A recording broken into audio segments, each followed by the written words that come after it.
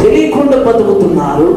వారిని రక్షించాలని, వారిని కాపాడాలని, ఆ పాపంలో నుండి వారిని విడిపించాలని, ఆ పట్టణాన్ని రక్షించాలని, పట్టణంలో ఉన్న ప్రజలని కాపాడాలని దేవుని యొక్క ఉద్దేశం, దేవుని యొక్క సంకల్పం, దేవుని యొక్క ప్రణాళిక. ప్రియమైన సహోదరులారా, ఆ పట్టణంలో ఉన్న మనుషులు ఎలా ఉన్నారంటే తాగుడికి బానిసైపోయారు, అబద్ధాలకి బానిసైపోయారు, దొంగతనాలు చేయడానికి బానిసైపోయారు, వ్యభిచారం చేయడానికి బానిసైపోయారు.